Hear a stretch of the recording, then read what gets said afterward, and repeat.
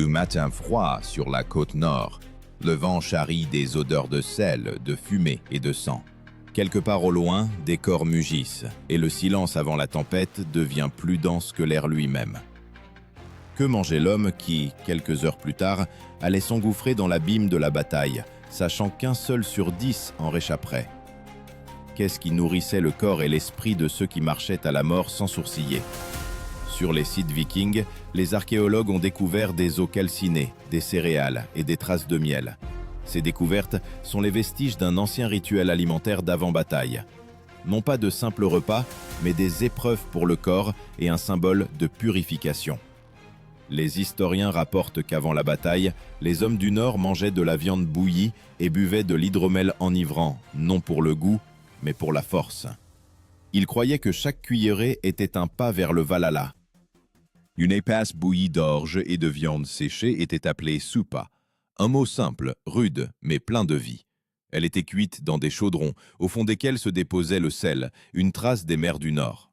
Et à la surface montait la graisse, dont ils enduisaient leurs épées pour éviter la rouille. Le corps et l'arme se nourrissaient d'un même feu. Avant le combat, les Vikings organisaient un festin, mais pas pour le plaisir. Ce festin était appelé Simbel. C'était un rituel au cours duquel chaque guerrier prononçait un serment. Il promettait combien d'ennemis il tuerait, quel trophée il rapporterait. Rompre un serment signifiait se vouer au déshonneur. Le Simbel n'était pas un simple banquet, c'était une sentence prononcée contre soi-même. La nourriture de ce festin était austère. Agneau bouilli, galettes d'avoine, boisson au miel. Et si la viande symbolisait la force, le miel, lui, symbolisait la mémoire. Car on croyait que le miel reliait les vivants aux esprits des défunts. Quand un Viking buvait du miel avant le combat, c'était comme s'il posait sa main sur l'épaule de son ancêtre. Lors de fouilles à Birka, centre commercial de la Scandinavie, les archéologues ont découvert les vestiges de tels festins, des os calcinés et des récipients contenant des restes de miel fermenté. Ils contenaient des traces de framboises sauvages, de baies de genévrier et de céréales. Cela signifie que la boisson n'était pas seulement enivrante, mais aussi rituelle. Sa force ne résidait pas dans l'ivresse, mais dans le rappel. Tu fais partie d'un clan, et même la mort ne brisera pas ce lien. Les morceaux de viande consistants, le craquement du pain, le miel tiède, tout cela se mêlait à l'odeur de fumée et de sueur. Et quand l'homme levait sa coupe, il ne regardait pas la nourriture, mais au-delà d'elle, dans les yeux du destin. Car le festin n'était pas une fin, mais le début d'un chemin. Le chemin commençait par le goût du sang sur la langue, non pas celui d'un autre, mais le sien propre. Et pourtant, tous ne mangeaient pas de la même manière. Les guerriers de la garde du Jarl recevaient de la viande, du poisson et des céréales, tandis que les plus pauvres se contentaient de bouillies et de poissons séchés. Mais au moment précédant la bataille, la différence s'estompait. Autour du feu, l'esclave et le chef siégeaient côte à côte. Une seule chose les unissait, l'attente du coup qui déciderait de tout. On considérait que celui qui mangeait avec avidité avant le combat avait peur. Le véritable guerrier mangeait lentement, comme s'il goûtait le destin. La force ne vient pas de la nourriture, mais de la détermination, écrivit plus tard un chroniqueur islandais. Et si un morceau restait dans la coupe, personne n'osait y toucher, c'était la part des défunts. Mais pourquoi les Vikings croyaient-ils tant en ce lien entre la nourriture et la mort? Pourquoi chacun de leurs festins n'était-il pas seulement un repas, mais un adieu? La réponse se cachait non seulement dans la foi, mais aussi dans leur compréhension du corps comme un temple. Ils se préparaient au combat non seulement avec l'épée, mais aussi par ce qu'ils mettaient sur leur langue. Car le corps, rempli de la bonne nourriture, était considéré comme un réceptacle pour la volonté des dieux. Et tandis que la fumée des feux s'élevait vers le ciel gris, les guerriers du Nord mangeaient en silence, écoutant le vent apporter le grondement du ressac. Demain, ce son se mêlerait aux cris et à l'acier, mais aujourd'hui, seulement le goût du sel, du houblon et du destin. La flamme des feux gronde comme le souffle d'une bête. Les ombres des guerriers dansent sur les murs de la maison longue où l'on sent l'odeur de la fumée, de la sueur et du fer. La nuit précédant la bataille n'est pas faite pour le sommeil, c'est le temps de la préparation. Non seulement à la mort, mais aussi à la vie qui se poursuit dans la gloire. Que mangeaient ces hommes dont les cœurs battaient au rythme des tambours et du vent? Qu'est-ce qui leur donnait la force de se tenir sous une pluie de flèches sans fléchir? Les historiens notent que le régime alimentaire des Vikings était étonnamment équilibré pour leur époque. Il comprenait de la viande, du poisson, des céréales, des produits laitiers, des légumes et des baies sauvages. Mais la nuit précédant la bataille, la nourriture avait une signification particulière. Ce n'était pas un simple repas, c'était une préparation au rituel du combat. Chaque mouvement, chaque cuillerée, chaque inspiration faisait partie d'un cycle sacré. Lorsque le corps commençait à bourdonner de fatigue, les guerriers mangeaient un plat que les archéologues trouvent dans presque chaque établissement, une épaisse bouillie d'orge avec de la viande. Ils l'appelaient l'ingre. Un mot simple, mais derrière lui se cachait une philosophie de survie. Le linger était cuit longtemps, jusqu'à ce que les grains deviennent doux comme la neige sous le soleil printanier. Ce plat donnait de l'énergie pour les longues heures de bataille. Il n'y avait pas de raffinement en lui, seulement de la force. La viande était cuite avec des oignons, des carottes et des radis. Parfois, on ajoutait du poisson séché ou on mettait un morceau de lard, une source de graisse qui aidait à supporter le froid. La nourriture était préparée dans de grands chaudrons en bronze ou en argile, sur un feu ouvert. Le chaudron était appelé kétil, un récipient sacré par lequel passait la volonté des dieux. Et quand les guerriers y puisaient la nourriture, ils croyaient qu'ils n'ingéraient pas seulement de la viande, mais une particule du cosmos, l'ordre du chaos. Tout se déroulait en silence. Seul le crépitement du feu et le rare cliquetis des couteaux contre les écuelles. Le silence était leur prière, non par des mots, mais par des actes, car les Vikings ne demandaient pas la miséricorde des dieux. Ils les remerciaient pour l'opportunité de mourir dignement. À côté se trouvaient des récipients contenant une boisson qu'ils appelaient hydromel al. C'était une boisson de force. Elle était préparée à partir de miel, d'eau et de levure sauvage.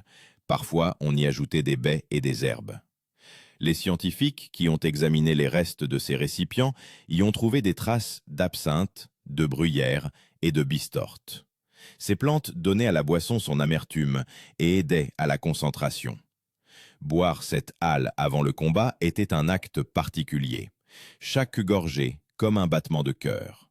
Non pour l'ivresse, mais pour la clarté. Car les Vikings croyaient « l'ivresse trouble l'esprit, mais le véritable guerrier doit voir la mort sobrement ». C'est pourquoi ils buvaient peu. Le plus souvent, la coupe était passée en cercle, afin que chacun ressente le souffle de la fraternité.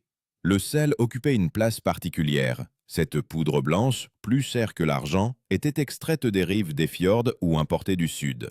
Aucun plat ne s'en passait. Le sel ne servait pas seulement à conserver la viande, il était aussi considéré comme un symbole de pureté et d'éternité.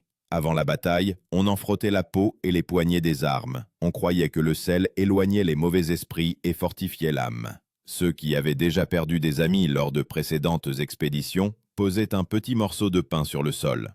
Cette coutume s'appelait le don aux morts. Il était brûlé dans les flammes du feu, afin que les défunts puissent goûter avec les vivants. Les archéologues trouvent des galettes calcinées près des vestiges de feux de camp. Une confirmation silencieuse que ce rite n'était pas une légende, mais une réalité. De nombreux historiens estiment que de tels rituels avaient non seulement une signification spirituelle, mais aussi pratique. Le repas commun renforçait la discipline, créait un sentiment d'unité. Car après un tel dîner, il n'y avait plus de « je », seulement un « nous ». Quand le guerrier se levait de table, il ne s'appartenait plus. Son corps, c'est une arme, sa volonté, un ordre, son souffle, une partie du vent. Ça sentait la graisse et la fumée, la peau brillait de sueur, les chaudrons se vidaient et les cœurs se remplissaient. C'était la dernière nuit de repos, et chacun en ressentait le poids. Car au matin, tout changerait. À l'aube, ils se réveilleraient au cri des mouettes et au cliquetis des armes. L'air froid brûlerait leurs poumons, la terre deviendrait glissante de rosée. Mais tant que le feu est encore vivant, les guerriers sont assis près des feux, regardant la flamme comme dans un miroir. Dans ce reflet, la peur, la détermination et le souvenir de ceux qui ont mangé le même pain, bu le même hydromel et sont allés à la rencontre du destin. Là où le festin se termine, le chemin commence. Et ce chemin sent la fumée, le sel et la mer. Le matin, froid, tranchant, comme une lame forgée dans le vent. Le matin, froid, coupant, comme une lame forgée dans le vent. Le ciel est couvert de nuages gris, et chaque inspiration sent le sel et le métal. Sur la rive, où cliquettent les chaînes des ancres, se tiennent des hommes en cotte de maille. Leurs visages, des masques immobiles, mais dans leurs yeux, une flamme. C'est le moment de manger une dernière fois avant la bataille. Non pas pour se rassasier, mais pour se rappeler pourquoi on est en vie. Les archéologues ont trouvé dans les sépultures scandinaves des restes de repas matinaux, des grains d'avoine, des morceaux de poisson séchés, des traces de graisse sur des bols en argile. Ces découvertes indiquent, avant le combat, les Vikings mangeaient peu, mais de manière nutritive. Leur petit déjeuner n'était pas un festin glouton, mais un calcul. Il fallait que l'estomac soit plein, mais pas lourd, pour que le sang ne se détourne pas vers la digestion, mais reste dans les muscles. Ils mangeaient de la bouillie à l'eau, ajoutant parfois une cuillerée de miel ou de lait. La bouillie d'avoine ou d'orge était appelée grød. Un plat simple, mais c'est précisément lui qui maintenait la force des guerriers tout au long de la journée. Il la faisait cuire sur un feu, directement au bord de l'eau, dans des chaudrons de fer. L'odeur du grød se mêlait à l'iode de la mer et à la suie des torches. L'un remuait lentement la bouillie avec une cuillère, l'autre aiguisait son épée. La nourriture et l'acier s'unissaient dans un même rythme, le rythme de la préparation. Après avoir mangé, chacun sortait son sax, un court couteau de combat, qui était à la fois un outil et une arme. Il l'utilisait pour couper la viande, aiguiser les flèches, et aussi pour tuer. Le mot saxe lui-même a donné son nom à des peuples entiers, les Saxons, les hommes au couteau. Quand le guerrier portait un morceau de nourriture à ses lèvres, il tenait le saxe dans la même main que celle qui porterait ensuite le premier coup. Ce geste était un rappel. Même en mangeant, tu es un guerrier. Certains chroniqueurs écrivaient qu'avant le combat, les Vikings s'enduisaient le visage de graisse animale. Cela n'était pas fait par superstition, la graisse protégeait la peau du froid et du soleil. Mais aux yeux de leurs contemporains, cet éclat leur donnait un air démoniaque. Le soleil se reflétait sur la peau comme sur du métal. Et quand l'ennemi voyait s'approcher un homme au visage brillant et aux yeux vides, il ne voyait pas un homme, mais un mythe. À l'aube, un son de cor retentissait, long, grave, comme le grondement de la mer. C'était le signal de se rassembler. Encore quelques instants et le feu des feux de camp s'éteint. Les guerriers se lèvent, serrent leur ceinture, vérifient leurs épées. Quelqu'un jette dans les cendres le dernier morceau de pain, un signe d'adieu au passé. Avant de partir au combat, beaucoup buvaient une décoction tiède d'herbes, de racines de bistorte, de genévrier et de mousse. Cette boisson était appelée bitram. Elle purifiait la laine, donnait de la vivacité et fortifiait l'estomac. Les archéologues trouvent ces recettes dans les traces de récipients céramiques, où l'analyse chimique a révélé précisément ces plantes.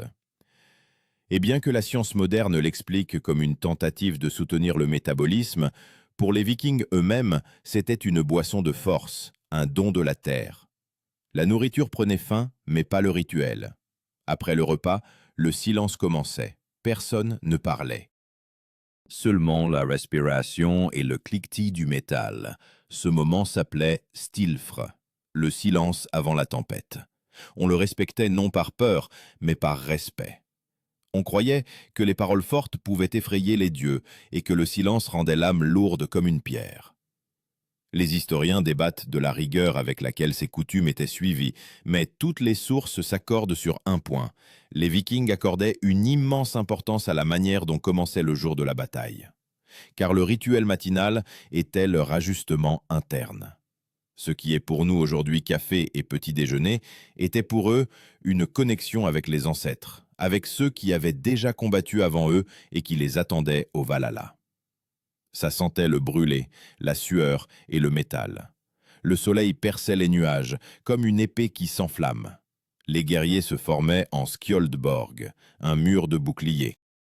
Ce terme décrivait la formation où chaque bouclier couvrait son voisin. Ainsi se créait une armure unique, respirant et se mouvant. Au moment de la formation, chaque guerrier sentait son corps devenir une partie d'un organisme vivant. Et pourtant, avant de s'avancer, il faisait un geste. Il touchait l'amulette sur leur poitrine. C'était le Mjolnir, le marteau de Thor, symbole de protection et de force. Il rappelait qu'au-dessus de leur tête, il n'y avait pas seulement le ciel, mais la volonté des dieux. Celui qui allait au combat ne savait pas s'il reviendrait vivant, mais il savait que son nom ne disparaîtrait pas. Le silence éclata, comme une croûte de glace sur l'eau. Le choc des épées, le rugissement des corps, les cris des oiseaux. La bataille commença, et tout ce qui avait été mangé se transforma en énergie du coup, en souffle, en cri. La nourriture devint la chair de la fureur. Et à l'instant où la première lame fendit l'air, le goût de la bouillie matinale se dissipa dans la saveur cuivrée du sang. Les corps, nourris d'orge, de graisse et de foie, se mouvaient comme un seul organisme vivant. C'était un festin, mais un autre, le festin de la guerre. Et quelque part là-bas, au-delà de la fumée et de la mer, dans les palais célestes, Odin observait lequel d'entre eux était destiné aujourd'hui à terminer son repas au Valhalla. Le fracas de la bataille déchirait le matin. L'air tremblait, comme une corde d'arc tendue. La fumée planait sur le champ, et l'odeur du fer se mêlait à la sueur et au sang. Ce qui avait commencé comme un festin se transforma en un rituel de survie. Les Vikings avançaient, sentant leur corps travailler avec précision et puissance. Chaque veine, chaque muscle, chaque goutte de sueur avait son prix. Car quelques heures auparavant, ils avaient mangé ce qui était maintenant leur carburant, leur arme. Des historiens notent que grâce à leur régime nutritif et à leur habitude des efforts physiques, les Vikings pouvaient combattre sans repos pendant 6 et parfois même 8 heures. Les études archéologiques des os montrent qu'ils avaient des articulations solides mais usées et une structure musculaire dense. Ils n'étaient pas des géants comme dans les légendes, mais étaient plus robustes que la plupart des gens de leur époque. Au combat, ils se déplaçaient comme un organisme unique. Chaque guerrier connaissait sa place dans la formation. Cette tactique était appelée le sanglier, une formation en coin qui perçait les rangs ennemis comme la pointe d'une lance. Ceux qui se trouvaient au premier rang ne mangeaient pas la veille au soir. Ils avaient besoin de légèreté, d'une réaction rapide. Ceux qui se tenaient derrière, au contraire, mangeaient davantage, car c'était eux qui maintenaient la formation, soutenant le mur de boucliers par leur masse. La respiration lourde, le cliquetis du métal, le craquement du bois, tout cela sonnait comme un immense tambour. Les guerriers, nourris de graisse et de céréales, supportaient le froid et la fatigue plus longtemps que l'ennemi. Ils savaient que chaque cuillerée de bouillie matinale était un coup d'épée de plus, une chance de plus de survivre. Quand quelqu'un tombait, son voisin prenait sa place, et derrière lui, un autre. Leur corps ne bougeait pas par fureur, mais par habitude. Une habitude développée au fil des années d'expédition et de ces mêmes festins rituels. La nourriture, l'entraînement, la foi, tout se fondait en un seul rythme, le rythme du combat. Les chroniques décrivent qu'au cœur de la bataille, les Vikings jetaient parfois du pain ou de la viande en l'air. C'était un signe d'offrande aux dieux. Dans leur conception, si la nourriture ne parvenait pas à la bouche, elle parviendrait à Odin. Car le combat n'était pas seulement une action physique, mais une communication avec les forces supérieures. Et dans chaque morceau, dans chaque goutte de boisson se cachait une prière. Le mot « fureur » en scandinave se disait « berserk ». Ainsi appelait-on ceux qui entraient dans un état de folie guerrière. Ces hommes ne ressentaient pas la douleur, leurs mouvements devenaient inhumains. Les historiens modernes supposent qu'à la veille de la bataille, ils consommaient une boisson à base d'amanite muscaria ou de jusquiam, mais non pour l'ivresse, pour la transformation. Ils se transformaient en bêtes, et leur corps, rempli de nourriture et de poison, devenait des temples pour la force. Les berserks ne portaient pas de cotte de maille, seulement des peaux de bêtes. Leur haleine sentait le sang et l'herbe. Quand ils déferlaient sur les rangs ennemis, il semblait que la terre elle-même tremblait. Les découvertes archéologiques confirmant l'existence de tels guerriers. Dans certaines tombes, on a trouvé des masques en os ornés de crocs et de griffes. Ce ne sont pas des ornements, c'est une partie du rituel, un symbole de la transition entre l'homme et la bête. Mais même un berserk avait besoin de nourriture, et sa nourriture était spéciale. Les chroniques racontent qu'avant le combat, il mangeait le cœur d'un animal, le plus souvent un bœuf ou un sanglier. Ce rituel s'appelait Kiotfest, le festin de viande. Il symbolisait la transmission de la force de l'animal aux guerriers. Le cœur était posé sur les braises, grillé et partagé entre eux. Chaque morceau était un serment. Je ne reculerai pas. L'odeur de la viande rôtie se mêlait à la fumée, et les guerriers, ruisselants de sueur, avançaient. La nourriture, devenue partie d'eux, guidait désormais leurs mains, accélérait leurs pas, les menait à la gloire. Pour les Vikings, le repas ne s'achevait pas à table. Ils continuaient de vivre dans le corps, dans les os, dans la respiration. Quand le combat atteignait son apogée, le soleil se levait au-dessus de la fumée et la lumière se reflétait sur les boucliers. À cet instant, chacun d'eux sentait que tout autour perdait sa forme, le ciel, la mer, la terre, un tout. Le corps cessait d'être un corps, se transformait en arme, et dans cette fusion avec le chaos, dans ce rythme de cris et d'acier, résonnait une saveur ancienne, le goût du sel, de l'orge et du sang. Selon les sagas scandinaves, après de tels combats, les guerriers disaient « Nous avons mangé la gloire ». Ce n'était pas une métaphore, ils croyaient réellement que la nourriture et la victoire étaient une seule et même chose. La victoire, c'est la nourriture que tu as arrachée à la mort. Et quand le champ de bataille se taisait, quand le sang s'imprégnait dans la terre, une seule question demeurait. Aurait-il la force de vivre jusqu'au prochain festin ? Parce que le festin pour le guerrier du Nord ne se terminait jamais. Il changeait simplement de lieu. D'abord, près du feu. Ensuite, au combat. Et puis peut-être dans les halls du Valhalla, où l'hydromel coule à flot et où la viande rôtie est inépuisable. Mais seuls ceux qui avaient mangé et combattu dignement pouvaient y accéder. Le soir après la bataille sent la fumée et la mort. L'air est épais, comme si on pouvait le puiser à pleine main. La terre est jonchée d'armes, d'os, de lambeaux de vêtements. Et au milieu de tout cela, des guerriers qui sont encore en vie. Leurs yeux sont ternes, leurs mains tremblent, mais leur respiration est régulière. Ils ne crient pas, ne célèbrent pas. D'abord, la nourriture. Seulement ensuite les mots. Les chroniques racontent qu'après la bataille, les Vikings organisaient toujours un festin. Non pas pour la joie, mais pour la récupération. La nourriture leur rendait la vie, comme si elle remplissait à nouveau leur corps de sang. Les historiens écrivent que ces repas faisaient partie de la discipline militaire. Sans eux, il était impossible d'avancer, car le corps, ayant perdu du sang et de l'énergie, exigeait d'être reconstitué.